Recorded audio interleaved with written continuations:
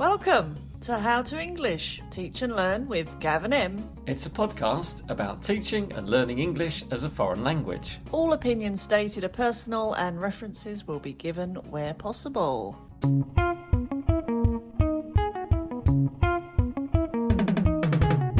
I am still learning, as misattributed to Michelangelo. Misattributed? Yes. Who did say it? Oh, I don't know. I didn't get that far through the article. It's a great quote. It's like something you'd have as a tattoo, isn't it? Let's, still learning. We're all still learning. Let's jump to episode 40.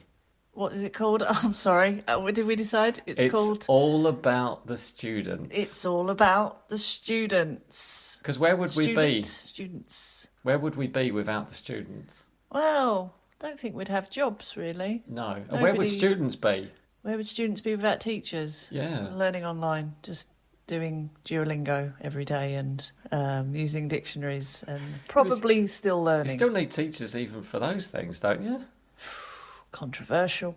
Don't know. Okay. Yeah, I hope so. I really hope so. I love my job. I want to stay doing it. Good. So Good. I'm happy to hear it. Where would we be without the students, though? Yeah, but it's actually called It's All About the Students. So let's begin. Okay. So according to a study by Ulrich Amann at the University of Dusseldorf, Germany, he said that English has approximately 527 million native and bilingual speakers, and it's the official language spoken in 56 countries, and it has approximately 1.5 billion learners. In fact, I think that was back in 2015. 1.5 billion learners. Yes, ELL, I think they've got English language learners. That's a lot. So they're divided into foreign language speakers and English as a second language learners. Uh-huh. Yeah, difference between the two groups is that EFL speakers generally are those using English occasionally for business or pleasure, while ESL students are using English on a daily basis. Oh, that's good to know.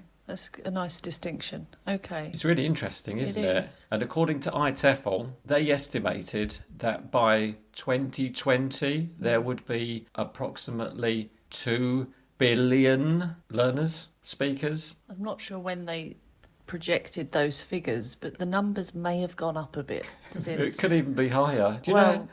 That's 1 in 4 people, Em. It's incredible. I'm just thinking, on the planet. Because this industry has become quite flooded, I would say, with people suddenly needing to... Have you noticed that?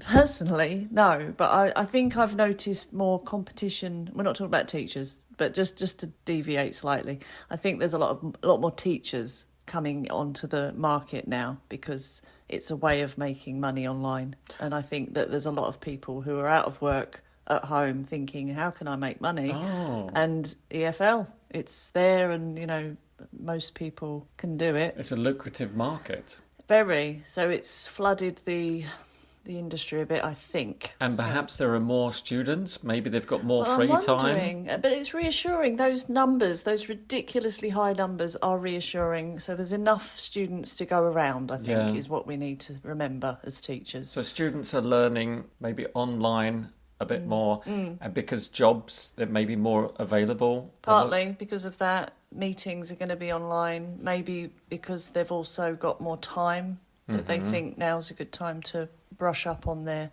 languages. Yes. So it could be a lot of reasons.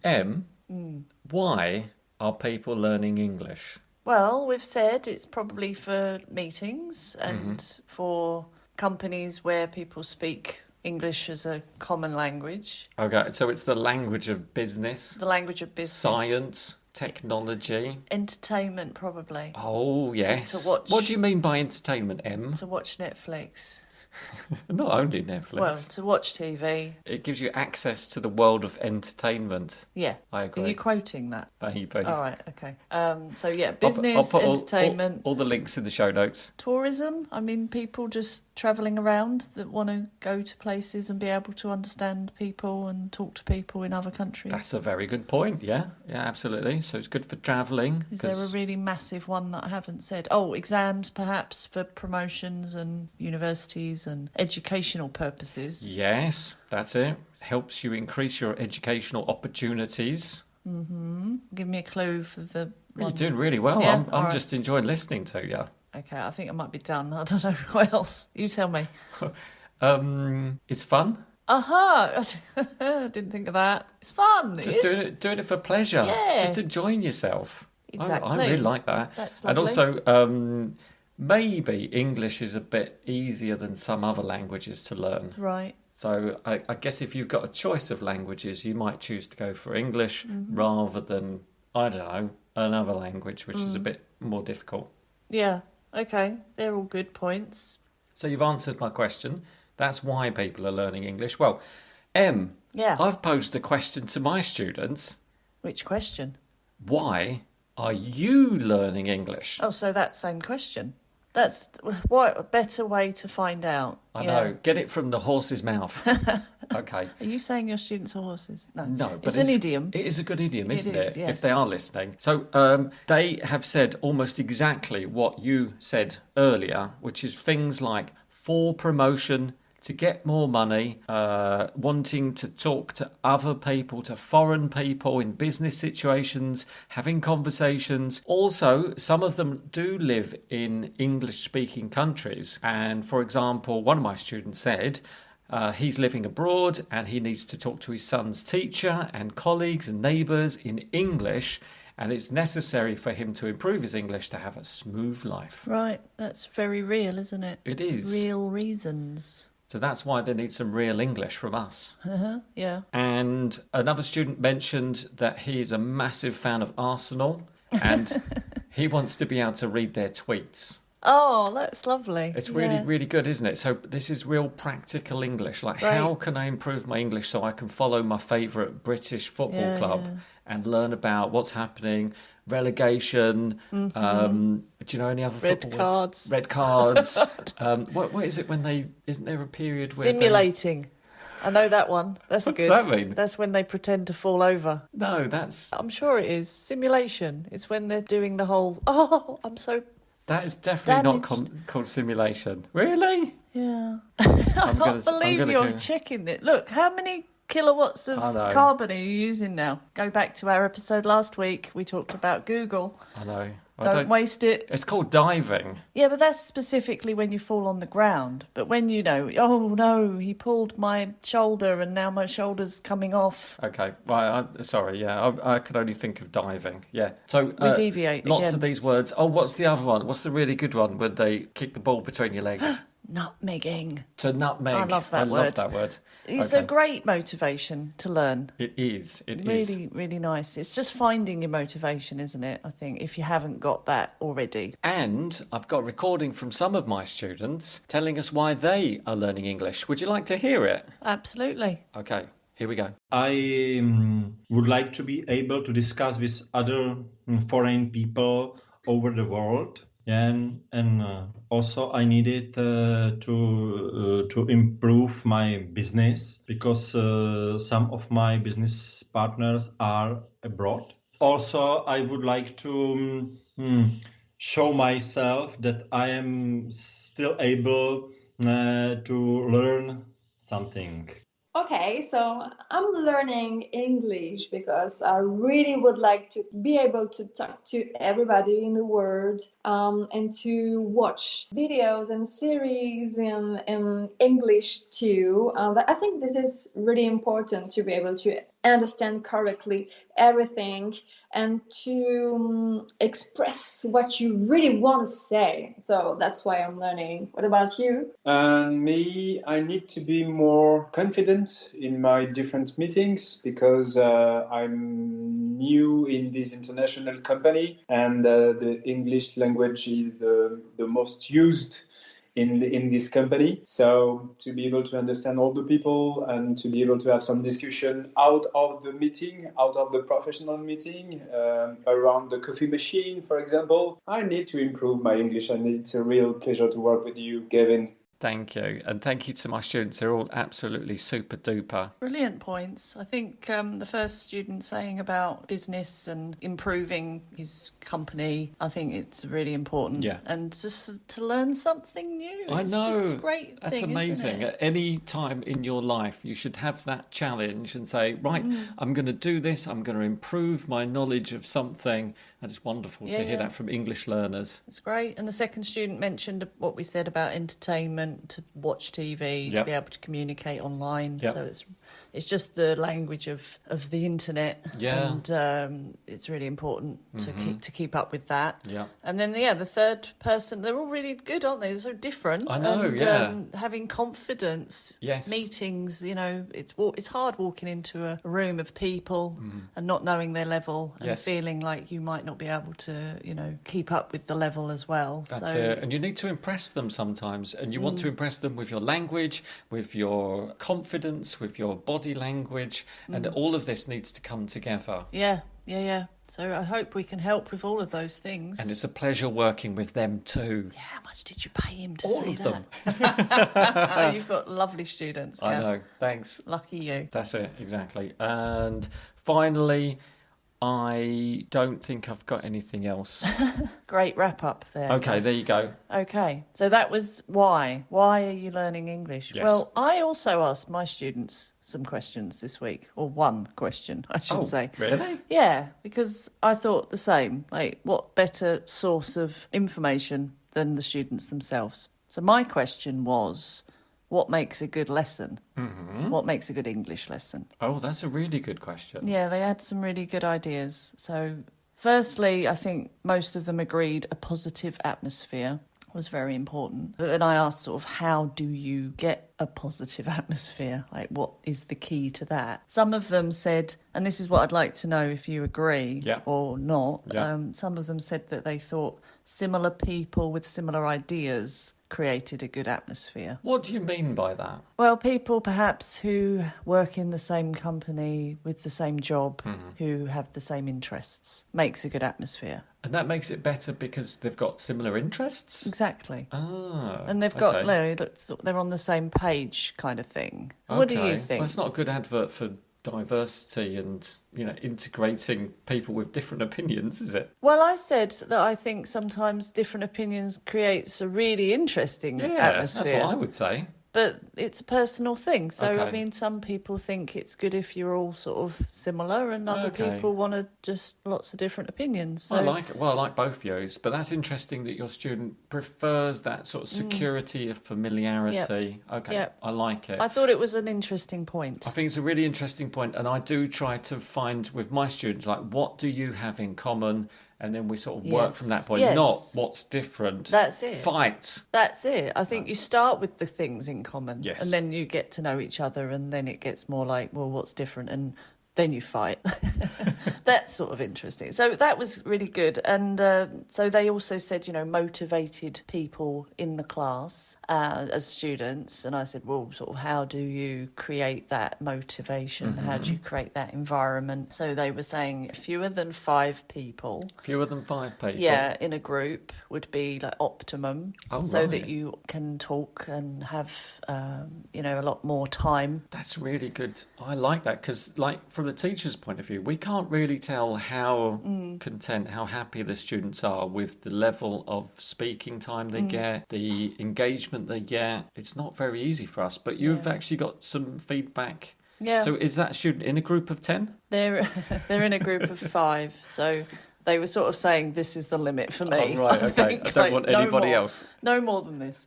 But they were confident enough to say, low teacher talk time. Okay, but what if the student was in a class of 3 students? What do you mean? Did you get the impression that 5 was optimal, as in we don't want... No, I think obviously the fewer the better, I think was the point. Ah. Yeah. So is 1-to-1 the ideal situation? Oh, I didn't ask. That's a good point. I didn't ask. I Because think they do like having someone else to talk to. Yeah, other than the teacher. Yeah. Yeah, I always think students in group classes really enjoy interacting with each other, but I suppose it depends on the individual. Yeah, because this student actually did say about teacher talk time and thought it should be very low. What do you mean by teacher talk time? Time the teacher talks compared to the time the students Oh, talk. how much time? How much not, time? Not what time. No, that's weird. Em, would you like a coffee? Thanks, Gav, but you know I only drink tea. Oh yeah, well, that could be arranged. Oh? Followers, if you're enjoying listening, watching or reading Gav and Em's How to English Pod, visit ko-fi.com/How to English Pod. That's coffee, ko-fi.com/How to English Pod. And it would be lovely if you bought us a coffee or a tea to show us support, and you could even get a mention on our show if you'd like. So just making sure that there's a definite emphasis on the students talking. Okay. And this student actually recognised that, and it was great that they mentioned it and said, I recognise that the student needs to talk more than the teacher, and maybe in the past teachers have talked too much. That was my next question. Do you think it's because they had a teacher who talked too much? Yeah. Which a lot of my students say they were really interesting or they were a really nice person, but they spoke too much and they didn't give me time to talk. Okay. So that was like a really key thing that my students recognised, which I thought was very, very good. That's really good. And it reminds me of a previous episode that we had. Do you remember we had an episode all about teaching groups? Was it about groups? Yeah. I don't remember the episode, though. No, I'm trying to remember. It's a long time ago. It was ages ago, wasn't it? One of the first. I remember saying that I had a group who said I didn't talk enough. Yeah, so you got to get it right. Exactly. You can't just sit back. Yeah, so there's that. A couple of them mentioned about structure, that they like a kind of structure to the lesson, to see a kind of introduction, some kind of body to it, and then a summary. Oh. So that was good to know. So is that the way you teach? No. I made notes furiously. Really? Made lots of notes. Yeah, I don't really... I mean, I structure it, I think, but not in that kind of, today we're going to learn this, and then at the end, now we can see we have learnt this kind of way. But I think that this student particularly liked that approach. That's really interesting. I'm so curious to know what our listeners are thinking right now, whether they're thinking, that's how I like to teach, or that's how I like to learn. Yeah, well, every student's different, every teacher's different.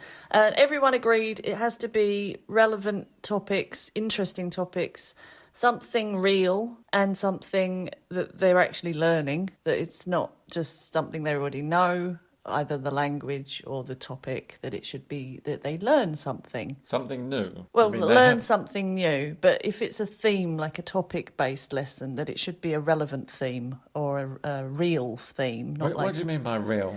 Well, like, I suppose a news article or something applicable to life rather than something kind of hypothetical. Like, I'm thinking second conditional sometimes can be a bit like... Just walking in with grammar is not going to be Yeah, very exactly. appealing. Something like a gap-filled grammar, like, it doesn't apply to anything. Okay. So feeding in the language somehow through That's a good tip, a conversation. Having topic-based lessons. Yeah. Okay, and make the topic interesting, relevant. You mean like relevant to them personally? Yeah. To their country? Yeah, all that. They're interested in the UK or their the interests, US or their country and current events. Yeah, current events. And finally, just not overly complicated and at the right level.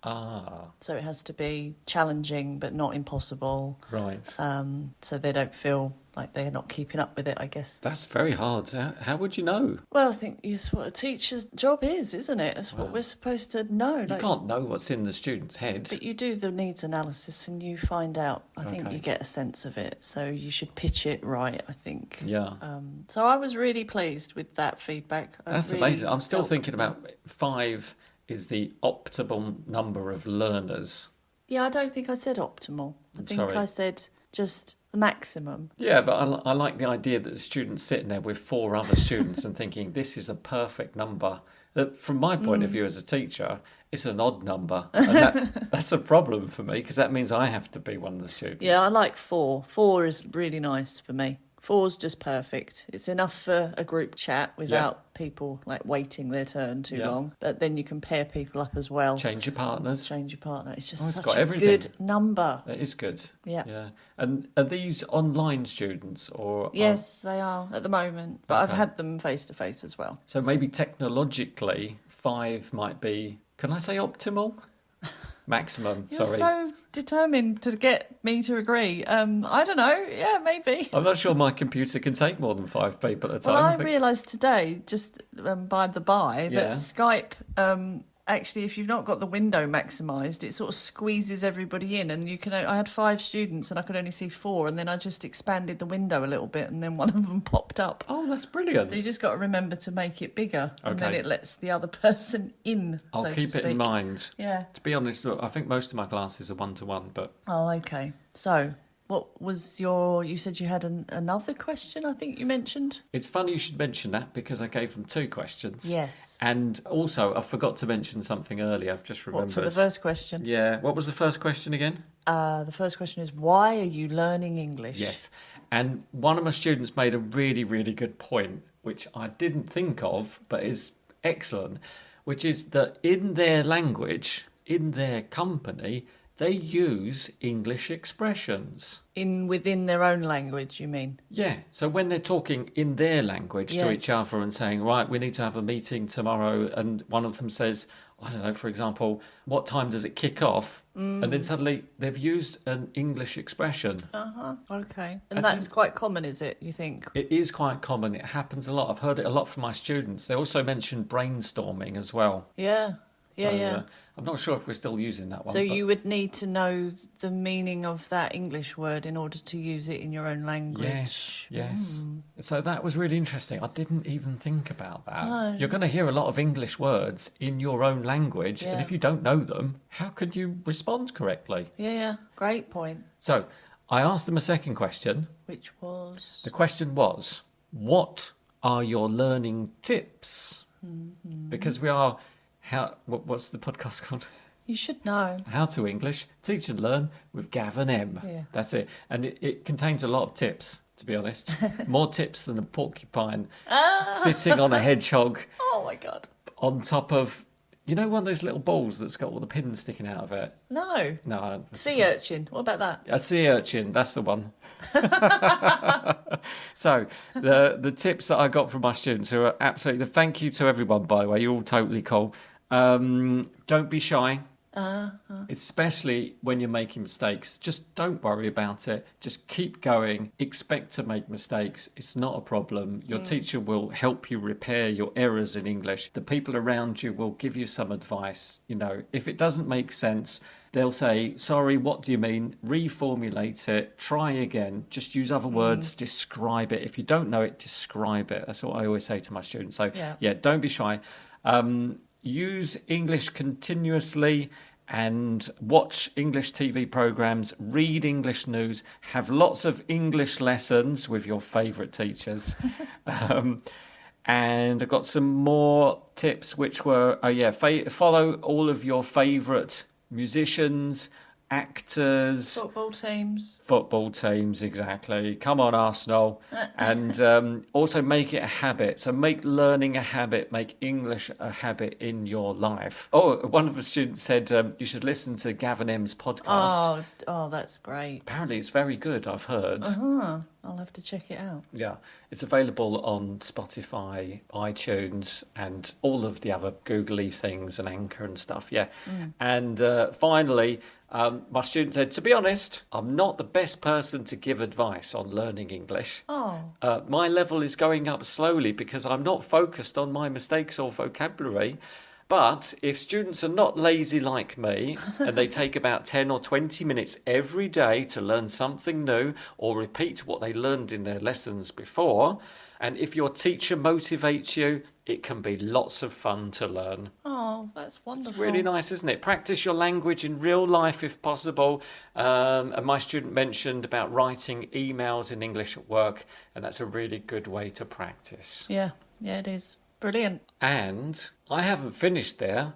I've got some recordings of my students, and I want you to have a listen, Em. Yes. And then you can give us a bit of feedback Great. on this. Are I'd you like ready? that. Yeah. Here we go. I'm reading some books to learn vocabulary, or I watch series, and I can ask you some question and talk about it. And I think this is my tip. Or I'm learning grammar rules, and I can talk about it with you after and practice again. So this is my tips. Yeah, that's really good advice. Just, I liked what she said about practicing in the lesson. Yes. Doing the theoretical part in her own time. Yes. And that's just a great method, I think, of improving. Definitely. So if you watch a TV program, then later say to your teacher, I watched this really good TV program. Yeah. They used these words. They were amazing. What do they mean? Yeah. How can I use them? Or even you just tell the story of the program. Yeah, exactly. Do the passive stuff in your own time and then use that time with the teacher to really activate what you've seen or read. Brilliant. Yeah. And? And mine, I learn from my mistakes. I think yes, I need to talk freely, and I think the best way to learn is it's when you correct me, and when I understand exactly what are the main mistakes I did. Nice to hear students saying it directly to you, like, just stop me, correct me. That's how I learn. Exactly. I think that's really important for teachers to correct the students as well as possible. Not every time, but maybe just at the end and say, oh, remember you said this word, what did you mean? What's a better way of saying it? Or if it's a mistake that keeps coming up again and again, then the teacher just needs to step in and say, okay, stop making this mistake now. Really focus on it. Get this right next time. Yeah, and keep persisting. Yeah. Don't just give up and say, okay, well, I'm not going to be able to fix that. You know, you've got to persist. Oh, persist. Oh, I really like that. Em, it's funny you should mention these wonderful adjectives to describe I think that's yours. a verb, but yeah. Oh, yeah. Em, it's funny you should use these really wonderful descriptive words because I've just prepared a couple of little words here. I was thinking maybe, imagine your students, and I'm going to give you a word, and you just tell me if this reminds you of one or two or maybe all of them. Okay, for example, here we go. Ambitious. Oh. Have you got some ambitious students? I think so, yeah. Okay, that's very good. Have you got some outspoken students? A couple. Oh, I like that. I like the outspoken ones. With lots of character, yeah? Okay. What about assertive students? Yes. Yeah. Attentive? Yes. Oh, wow. That's really good. What about punctual? Some yes, some no. Most of them, yes. That's good. Okay. What about well-behaved? We're talking about adults, so yeah, I guess so. You might have noticed they were all very positive, weren't they? Yes. To describe maybe active students who are focused, they're contributing to the lesson. Yes. They're not just sitting back and being aloof. Aloof. Does that remind you of any of your students? No, I don't have any that's aloof really good. people. Okay. What about a couch potato? Is that relevant to students? I mean, I am. Can I say that? Well, to be honest, now that we're teaching at home, I have seen some rather lazy students just sitting on their sofas. Well, what do you expect? They're in the middle of a lesson. I mean, what do you think they're going to be running around with their... They get very easily distracted, you know. There's like they've got to do the washing up and maybe do some All right, well, cleaning distracted and the cat's is a good walking around. word. Actually, that is better, isn't it? Couch potato. I mean, you can't not be in this situation. What about the last one? A pain in the neck. No, I haven't got any pain in the necks. Okay, well, I'm happy to I hear get that. a pain in the neck myself when I'm looking down at my screen all day. Oh, yeah, and to be honest, I'm getting pain in my eyes from staring at computers all day. But other than that, But yeah. no, my students are not pains in any I'm really places. happy to hear it. Well, some of those words came from cytss.edu.hk. So thanks for that. Nice list. They were the positive ones, and we had loads of negative ones from Speak Confident English. This is two different places. One specific specifically doing positive words, the other one negative? I had to go to 2 different websites for them. Bit strange. All Go right, on. well, I wonder if you're sitting at home and thinking, well, actually, that describes me. Maybe I should be less of a couch potato and get back, open my grammar book, or, switch on a video and start learning English and improving my skills. Just watch an episode of your favourite series. Yes. But then, remember last week? Vaguely. Use energy wisely, if that's anything that we learned from our environmental episodes. Yeah, well, I come back to the have fun thing. Like, just enjoy it. That's the main thing, isn't it? Don't enjoy feel it like... responsibly. Okay. It's all about learning English. Just, don't make it a chore. All right. I want to say thank you to all of the fantastic people who have contributed to this week's episode. Your students were fantastic. Your students were amazing. I'm still thinking 5. Which is not the point. Optimal number. It's never the point. But it's fine. If that's your takeaway, fine, Gav. All right. I'm going to wrap up by saying thanks to everybody. Thanks to all the wonderful people for following us. Tell a friend, tell a colleague, tell a fellow student, tell a fellow teacher. Just tell everybody, anyone. Tell people. All right. Anyway. So that's good. Em, anything else? Well, I'll just say don't approach random strangers and say, go and listen to Teach and Learn with Gav and Em. Because that would just scare them. But you know what? It's all about the students. Thanks, Em. Thanks, Gav. See you later. Ya. Bye. Bye.